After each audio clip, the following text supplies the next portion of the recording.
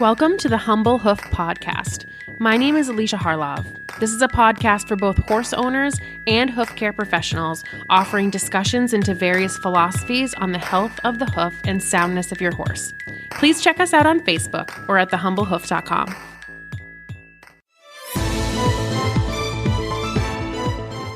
Trying to choose the right supplements for the right horses often feels like a chore, and you have enough chores as it is.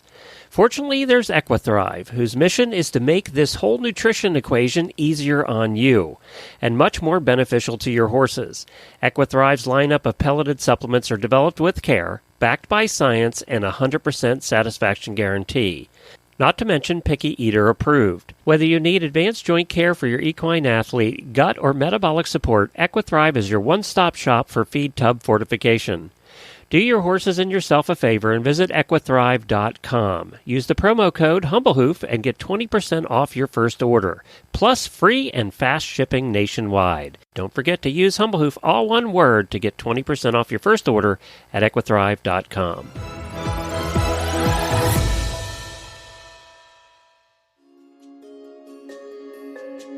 A special thank you to our wonderful sponsor, Cavallo. For our Humble Hoof listeners, they are offering 20% off their Cavallo Trek hoof boots using the coupon code HRN at checkout.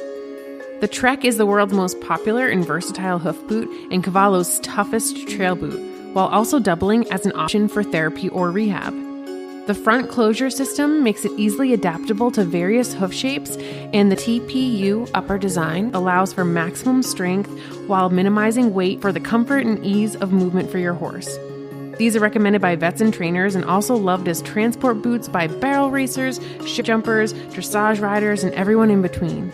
Again, for 20% off a pair of Treks, use the code HRN at checkout at cavallo-inc.com.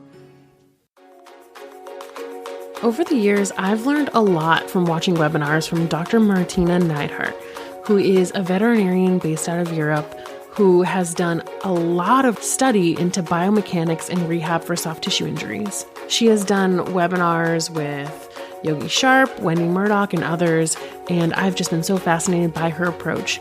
In fact, she and I got together and she helped me write up a hand walking rehab plan for horses recovering from hoof issues and soft tissue injury, which is a lot of the horses that I come across. She agreed to talk with me about the pros and cons of box rest or stall rest for horses that are recovering from lameness. All right, so why don't we start with you telling us a little bit about your journey into veterinary medicine? My journey into veterinary medicine, that starts very early. I was, I think, 5 or 6 years old when we found a hedgehog in our garden, and he had a very serious injury, so we went with him to the vet. And the vet was not very impressed. We bought him a hedgehog and just said, put it down and said, "Oh, why did you bring it in? It's going to die anyway." And I can remember I got so angry as a kid because I thought, you need to help that animal. So I told my mom, I'm going to be a vet one day and I'm going to help animals. And that's how I decided to be a vet. And somehow I managed to do it. Yeah. Did you end up focusing on large animal or equine because of anything specific? Like, did you ride growing up?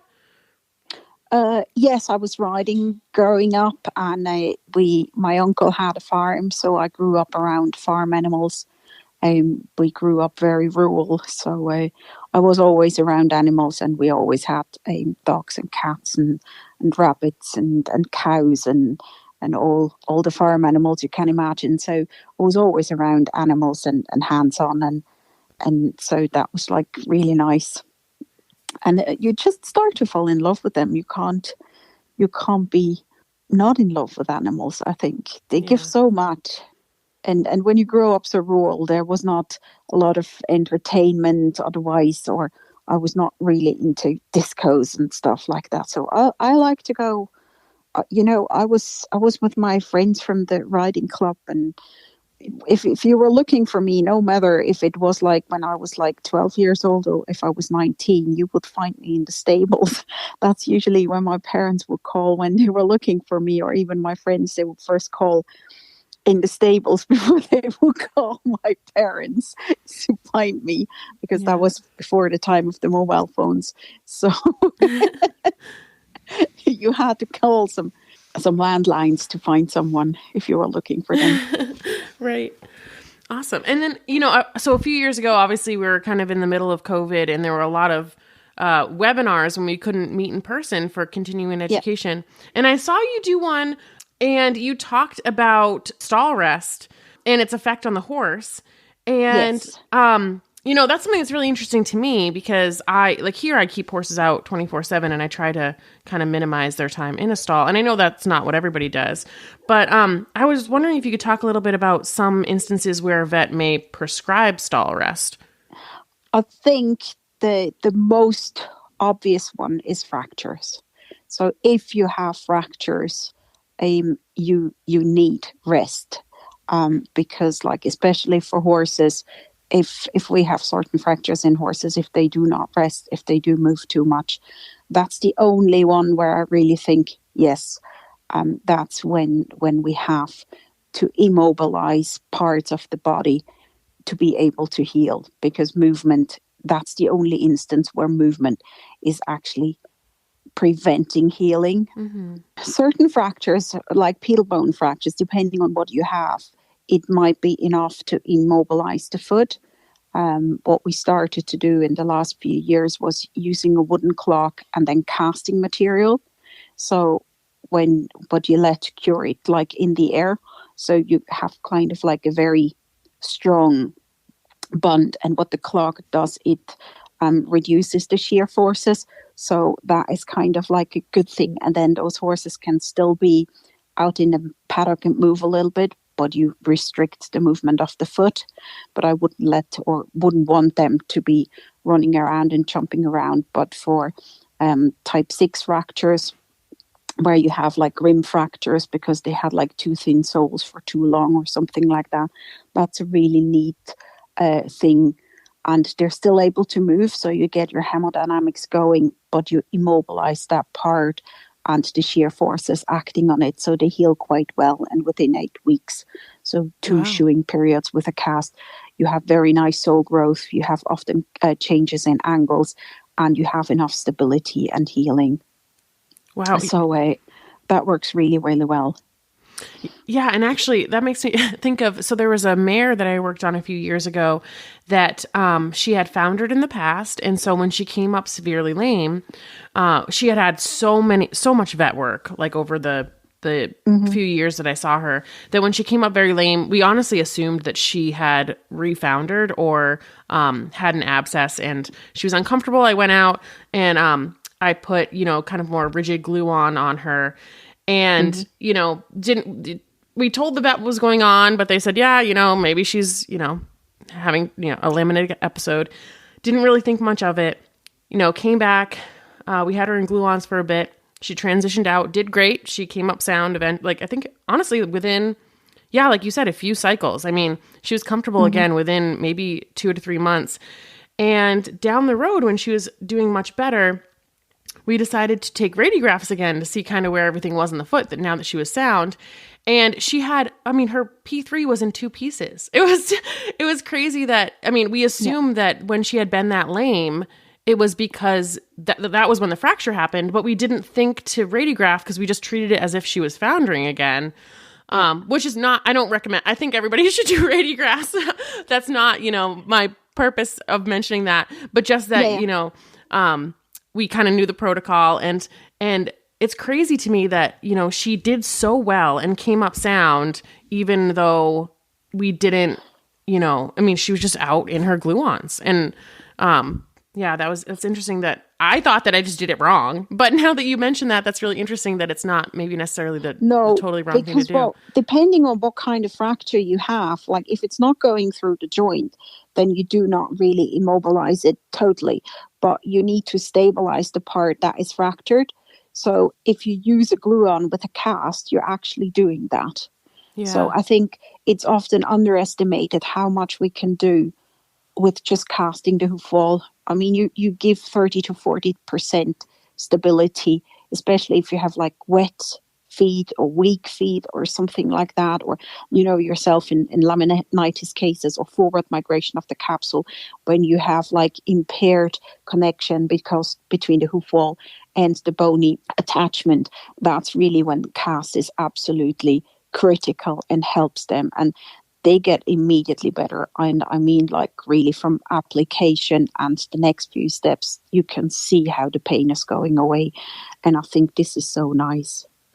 Yeah, absolutely. Because like pain has a massive, massive influence in how the body's healing.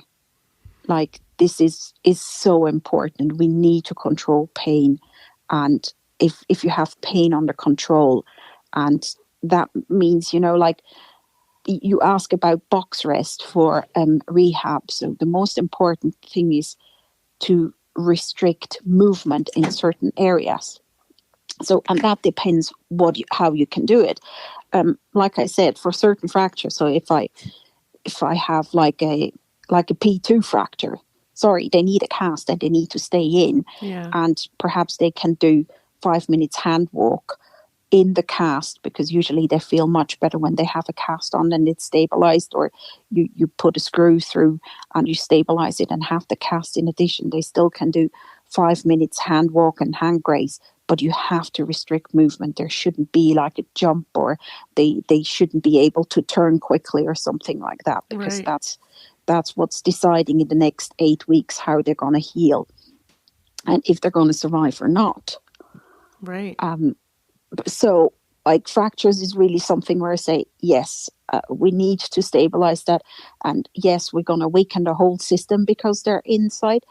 But box rest isn't box rest, like, it doesn't mean you just close everything in and you have them in a 4x4 meter stable and that's it. You can do a lot for enrichment of that area. So you can have different positions where they're eating. You can use balance pads. That's usually something you can always use, but it gives proprioceptive input. It trains their core muscles and stuff like that. You can use cookie stretches and all those things. It's intensive. You can have like branches in where they can chew and where they can pull and stuff like that. They need to be entertained. They need to move a little bit, but just not acting on the area that is affected. Same goes for colic horses. If you have horses after a colic operation, the first 2 weeks or 10 days where they still have the stitches in, depending on how well they're healing, that's usually 10 days to 2 weeks.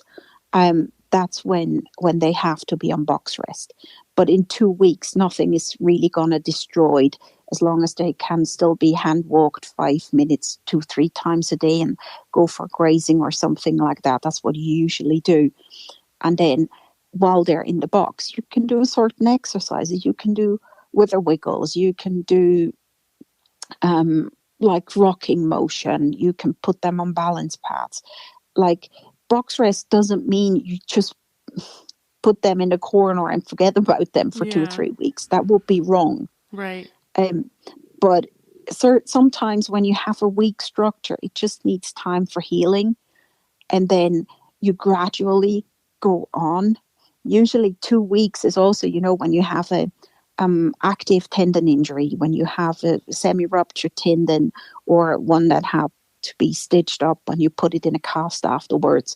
But after that, after those initial 2 weeks where you have the acute inflammatory stage, the moment you go into a healing stage, that's when you start to introduce movement gradually. But they need to have cyclic loading without overloading the structure that's healing. But you need loading patterns while they're healing to get everything aligned with the forces and to heal without having massive scars. Yeah. So does that make sense? Yeah, absolutely. And honestly, like, sorry, I'm jumping between topics. No, that's perfect, because I was going to ask about that too. And honestly, I mean, that probably, talking to Dr. Van Epps at New Bolton and his emphasis on the cyclic loading too. I mean, his big thing is also just preventing like supporting limb laminitis. Yeah. So that is, another thing that I think of too, when we're like, what do we do when these horses are injured and can't move? How do we make sure that we're preventing other issues from arising? Having a hoof rehab facility, one main focus of ours is forage. I want the horses here to have safe, tested forage available 24/7 without the risk of becoming obese. I've spent years looking for the ideal slow feeder for us, and we have found it with Hay Boss feeders. When I tell you that my Hay Boss XL feeder has cut my feeding time by 90%, I mean it, and it might even be an understatement. The covered feeders with integrated slow feed nets allow for all my horses here to have access to hay all the time, which is healthy for their guts and minds. They're also not able to completely binge all at once, because the nets keep them in check. They're available all over North America right now, but side note, if you're in New England, I got mine from Mountain Lane Farm, who delivered it right to me and showed us how to set it up and use it. We can't imagine our lives without it here.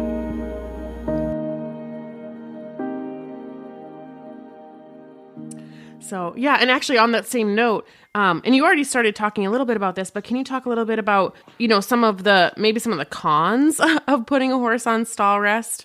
We talked a little bit about where it's a good thing and when it might be really useful. Anything that is standing and not moving is impairing the function of everything.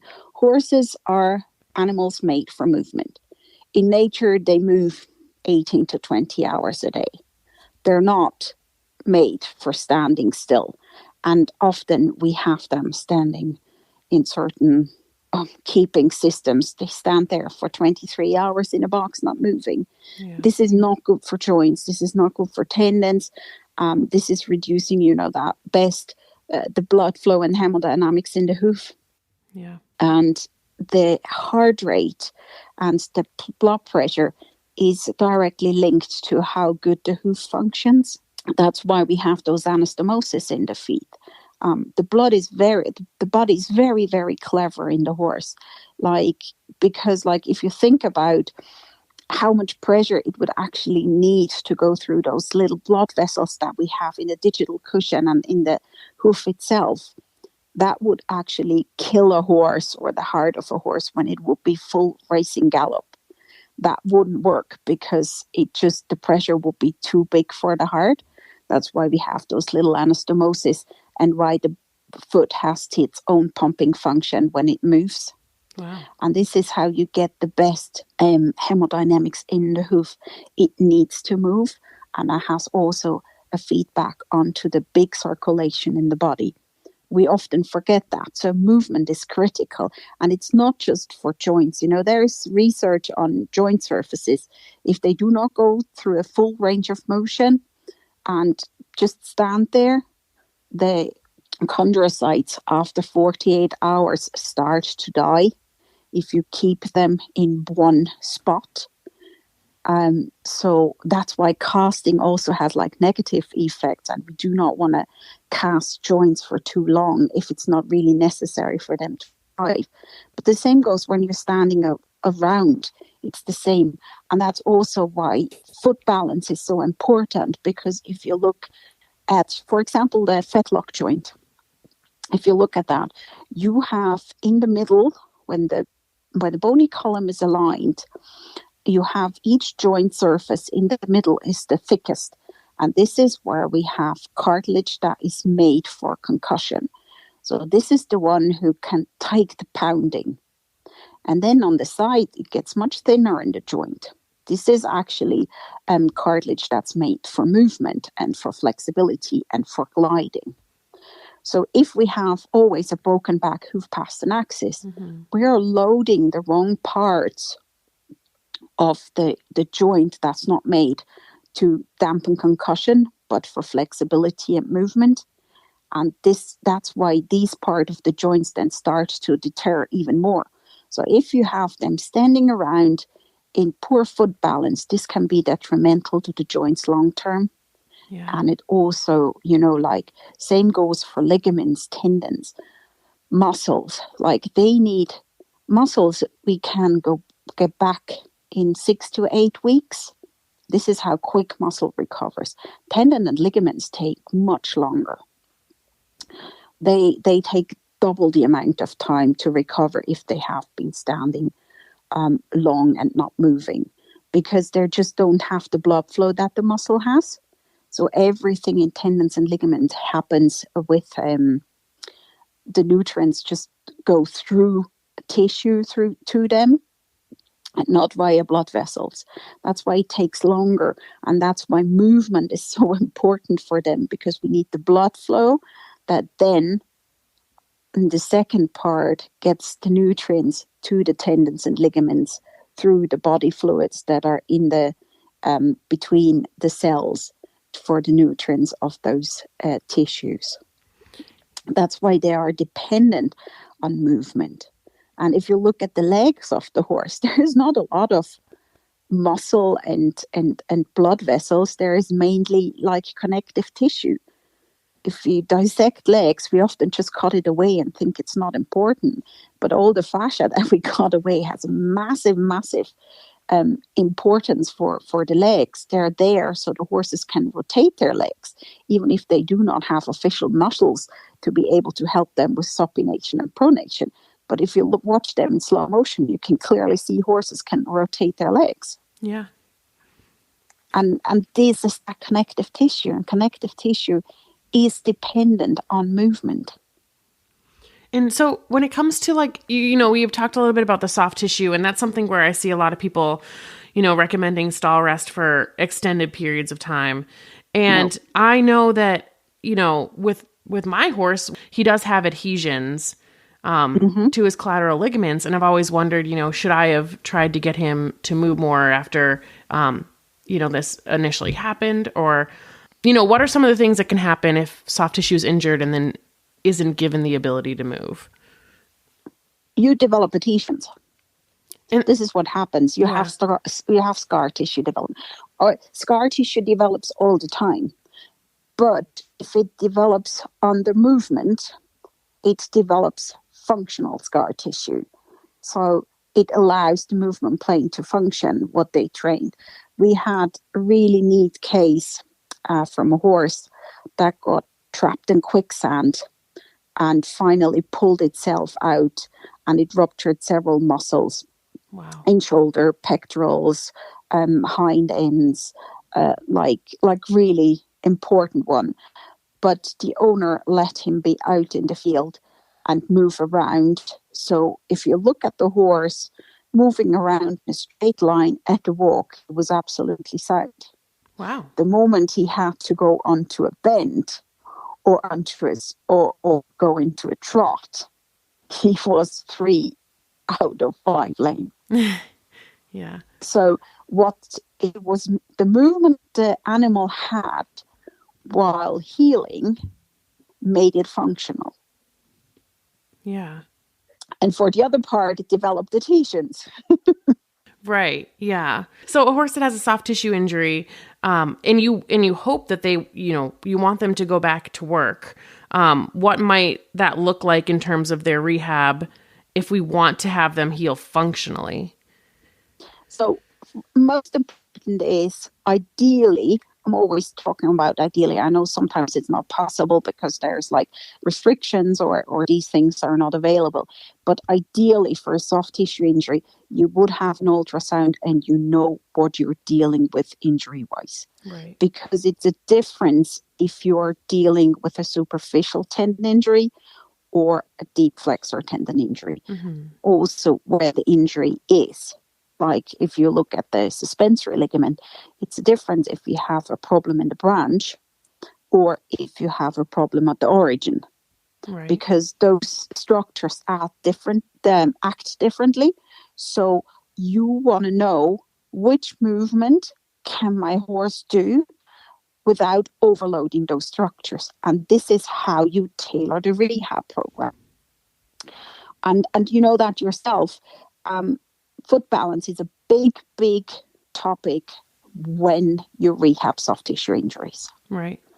Because often we have underlying foot balance problems leading long term to those micro traumas or those repetitive micro traumas that finally lead to the injuries we're going to see.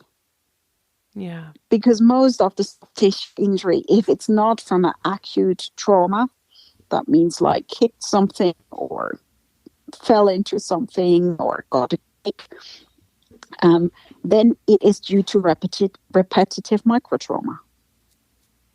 And why do we have repetitive microtrauma? This is an imbalance. Be it like you have arthritis in the lower cervicals, and they're always, your flexor and extensors in the foot are a little bit untimed, like one is contracting earlier than the other is relaxing. This will also give you a repetitive microtrauma, even if you have perfect foot balance. But it will influence on the wear and tear on your tendons, especially if you start to work those horses and they go and work under speed, and then you mean well and put some neoprene wrap on that heats even more up tendons and prevents them from cooling down. And especially tendons can get very, very hot core temperatures. And I mean very hot. It's normal that you can find 51, 52 degrees in tendons if they're worked at speed and with a wrap. Is that Celsius? Yes. Yeah. Anything over 50 starts to kill tendon cells, or 48. So cyclic loading in combination with prevention of radiation is enough to cause core lesions. If you then have, in addition, poor foot balance, that's putting more stress on those structures, or you have a horse that's cross-firing and hitting himself, and even without causing a proper injury, you have a hematoma. This will weaken the structure, and then you either get, with those who are hitting themselves, even if it's like 2-3 days after they have been hitting, they get the injury. It's due to the hematoma and the speed again. So it's a lot of things that come together. Like too much movement is detrimental for healing. Also the surroundings. So it's like we do not immobilize the whole animal, but ideally we immobilize certain structures or support certain structures so they have less stress. Yeah. If that makes sense. Absolutely. Yeah. And talking about like foot balance and things like that, I mean, that's something I've always said, is that there's, when we have issues that are happening in the foot, a horse becomes lame, and it seems like they become acutely lame. In my head, it's probably like a buildup of those repetitive strain type injuries that finally get to a point where the horse can't compensate anymore. And that's or if you think about a tendon, that's a lot of many tiny little strings. And if anybody who has played guitar, the guitar strings are also made together of a lot of tiny little strings. And there will come a moment where just like too many of them are loose, and then the whole thing falls apart. And this is the same what happens with tendons. Your all the little filaments that you have inside the tendons. If you have one or two, we lose 2, 3 every time we do a movement, but the body heals it. And if there's not too many of them, because the body constantly falls apart and heals itself. But if the cycle of falling apart moves faster than the one repairing, that's when we get into trouble. Right. And this can be due to wrong loading. This can be to not enough nutrients. So if your hemodynamics are not correct in the feet, then we're getting into a problem as the blood flow is not good enough. That's why a lot of horses with poor foot balance do not just get central sulcus thrush or hoof cracks. They also can have problems like mud fever. Yeah. And it's really hard to control, and you get the foot balance right, and miraculously they don't get mud fever anymore. Right. It's just the blood flow is better, so the immune system can work better, and everything is like healing better. Yeah, absolutely. So it's often underestimated, and what is good foot balance for every horse? It's a little bit different because none of us is born with perfect legs. Same goes for the horses. But for me, I don't know how it is for you. For me, especially with horses who have problems with their feet, it seems to be best for them when they can land to the eye. And I don't mean to a slow motion video, just to the eye, relative flat. I don't have like loading of one side or the other, or of the toe, or the extremely the heel more. Like they look like they're relatively flat landing. So we have an equal pressure, and the landing and loading is more or less equal. So the structures get all loaded equally. Yeah. And to me, that helped the most when we have been dealing with problem horses. And like, it doesn't matter if it's a suspensory, if it's a high suspensory, or if it's the attachment of the deep flexor, or if it's one of the collateral ligaments. Like, if you can get the loading equalized, then it's healing during movement, but you reduce stress. Yeah. Yeah, that's something I look for in all of my rehab cases, is watching them walk. And also just, like you're talking about, like, to the naked eye. And I know that there's been so many studies where there's all these nuances about landing, and I've followed all those. I've looked at all the research, and for whatever reason, I see a strong correlation, like you do, of horses that as they're landing more balanced, then they seem sounder, or vice versa. As they get more sound, they're landing more balanced. And yes. So I know that there's, I feel like some researchers are going to be like, oh, well, it says on these like tech scan plates that they actually land this way. And I'm sure that there's all those nuances. But when I'm just watching the horse, like you're saying, that's something that I look for and notice, even over just the last 10 years that I've been doing this, is that's a consistent thing that I see, is as they're landing more balanced, like medialaterally, landing more balanced, like DP wise, that they get more sound. So yeah, and I know, like, if you look at how the fascia lines go, that we have a slight lateral heel, medial heel come down first, but like, we need slow mo videos to see that. If it's to our naked eye, it's landing flat, that is good enough, because like we see, I think, about 15 to 20 pictures a second, while slow-mo is up to 50. So we see way less than what actually happens. And I think if we can get it right to the naked eye, that's already a big improvement for most of the horses. Yeah. It sounds horrible, but no, I mean, that's what I look for too. And I know it's not like super, peer-reviewed study scientific, but I see that correlation too, for sure. Yeah. Because I think it's like, we often underestimate, and there is not so much research out now. It's coming more and more, looking at what influence foot balance has on the upper body. I know a few years ago, people were still denying that it even has anything influence to anything higher up than the fetlock. Nowadays, we know there is like way more connections, and everything is actually connected, depending on because how all the forces go through the body.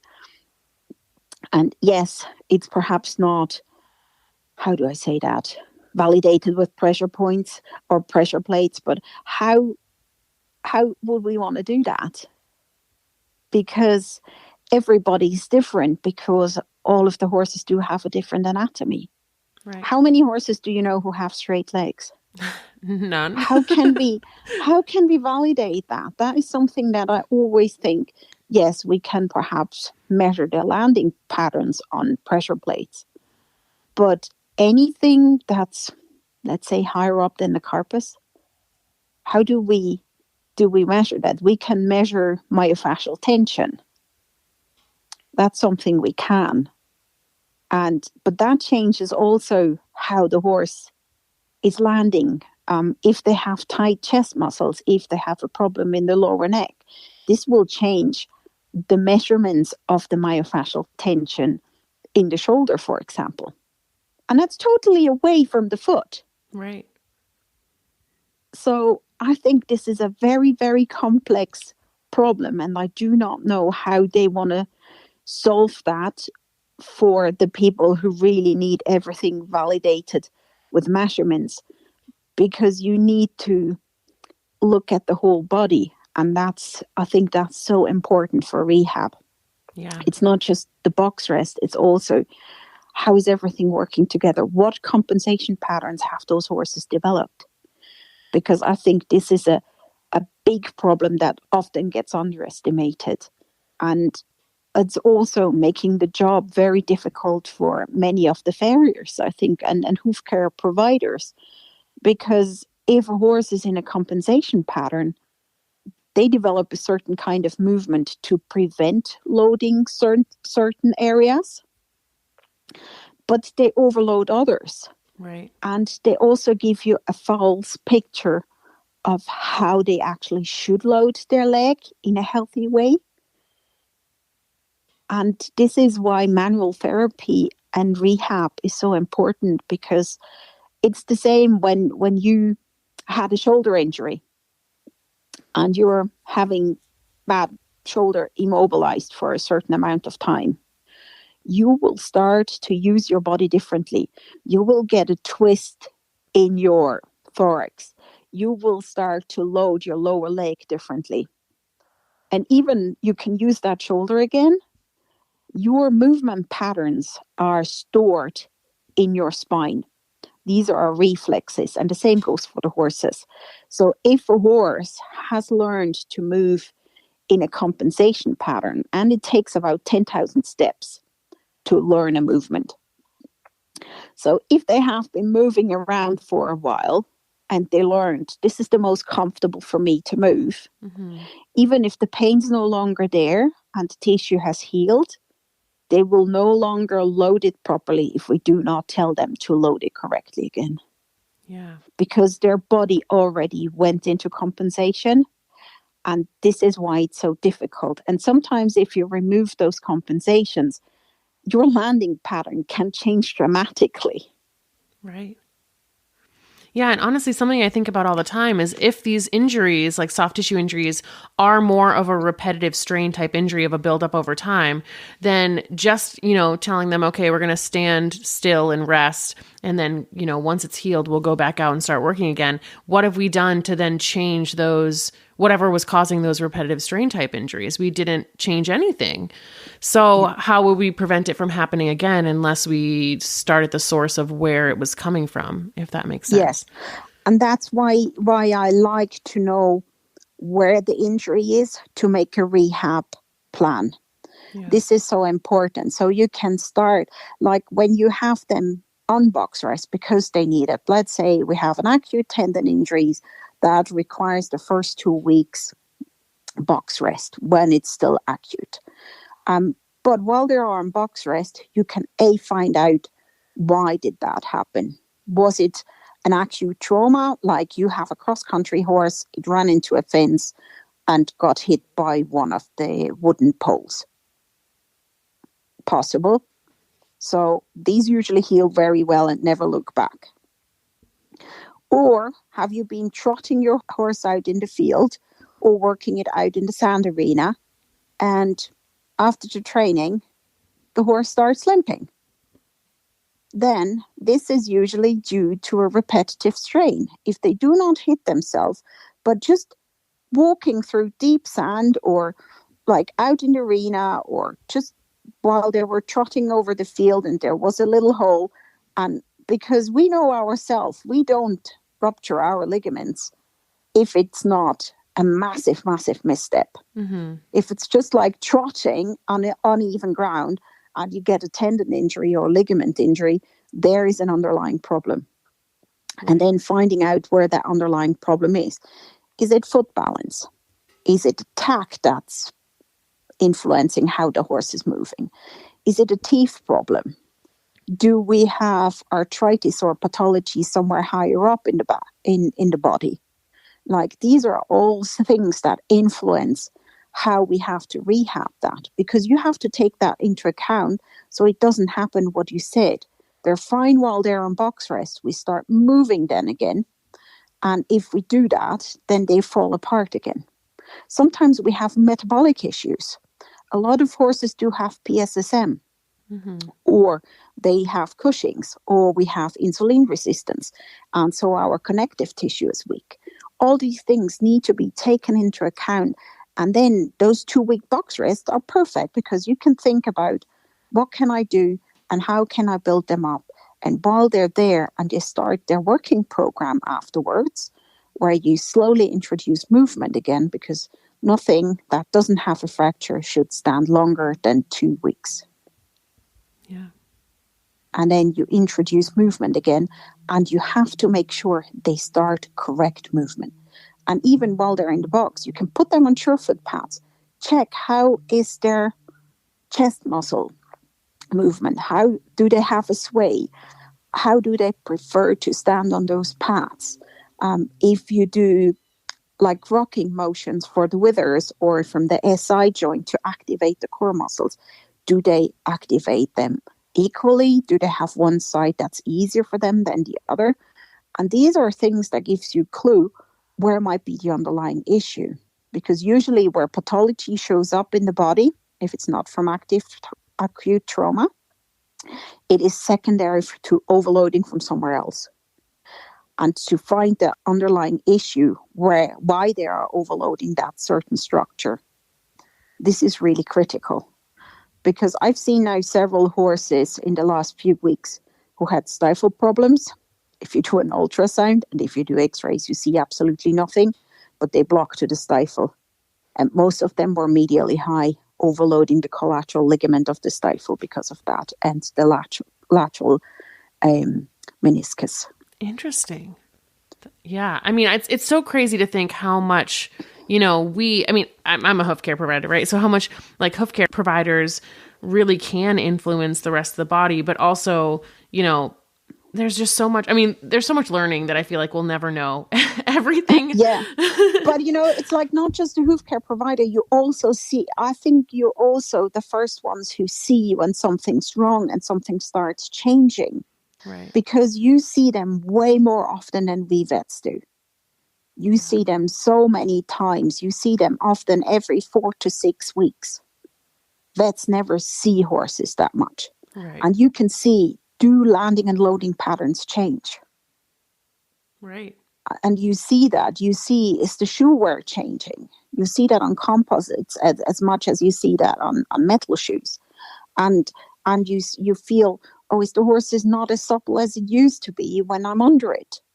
Mm-hmm. All those information you get so many information additional to what a vet gets. And you get them at an early stage when just, it might be a discomfort stage. It's not pathology. It's just a little bit uncomfortable. It's a little bit stiff. Loading patterns change. And often then you can help with manual therapy or something very easy, like correction with feet, or they have a tight back, perhaps back when horses are growing, 5-6 years old, back, hip, everything's developing. If you work them too hard, you might get stifle problems. And you see that developing immediately. So you can give so much important feedback to the owner. Hey, I think there's something changing that helps preventing injuries. And this is the same when you have them for rehab. You see the patterns change. And if the patterns don't change, then there is an underlying issue that we need to look for. Right. Yeah, absolutely. And I know that we're kind of, coming up on the 45-minute mark. So I didn't know if, if we wanted to wrap up and you wanted to say if you have any advice that you have for owners that either are, their horse is recommended to be on stall rest, or if their horse is on stall rest, what advice do you have for them to have a successful rehab? If it is for a fracture, it needs a time to heal. If it is for colic surgery, you have the initial stage till the stitches are out, and then you have to start very slow movement program. Controlled movement for most of soft tissue injuries is the best for healing.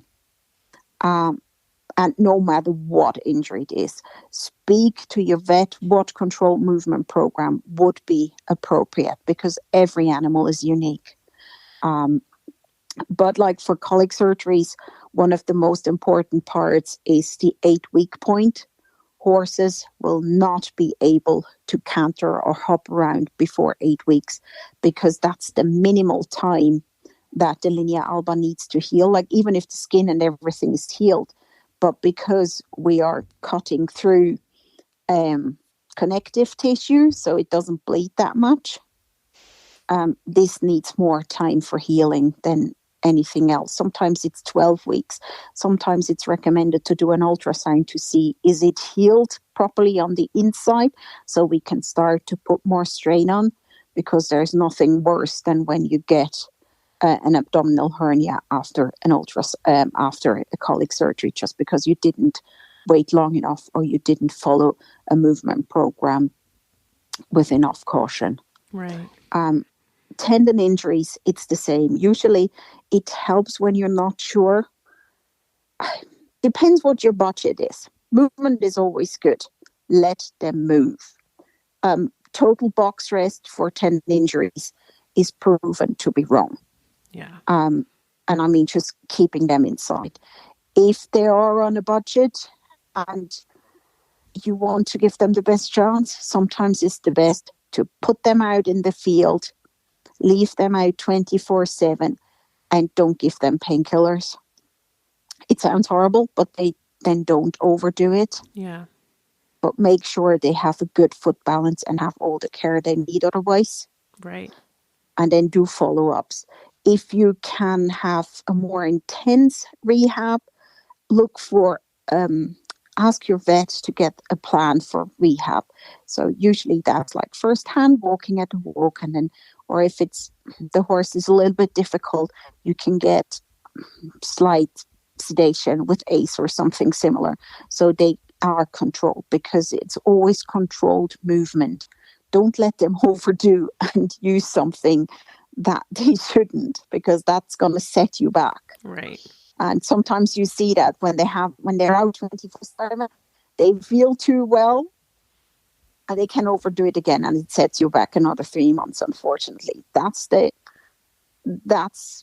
downside of when they're out constantly, or the ground is slippy and they slip while they play. And I mean, being outside has its pros and cons, but controlled movement is usually the best for healing, no matter what injury.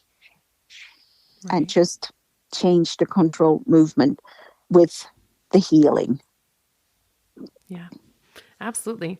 Well, thank you so much. This is honestly one of my favorite conversations we had, because I feel like there was just so much that I learned, but also so much that I felt like I've seen too. So it's kind of validating to hear similar things from somebody who has more experience than I do. But yeah, I appreciate it so much that you're able to chat with me today. And thank you. You're very welcome. It's an honor to be on your podcast, honestly. Yeah, I mean, this is so great. I learned so much, and I'm sure everybody else will too. Yeah, and honestly, I would love to even maybe do another one again sometime of another topic that we could chat about in terms of hoof health or rehab. Yeah.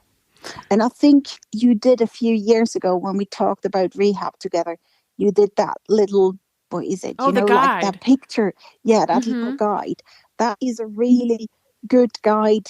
It's rough. It's not like tailored to any horse, but it gives you an idea of what you can do and how you can go forward with movement for rehab of soft tissue injuries. I think that was a really good thing that you made. I mean, thank you so much for your help on that, because I've sent that to so many people and they've had really good success of getting their horse stronger and back to ridden work just from following that. Yeah, I think what often gets underestimated in rehab still is like core muscle exercises.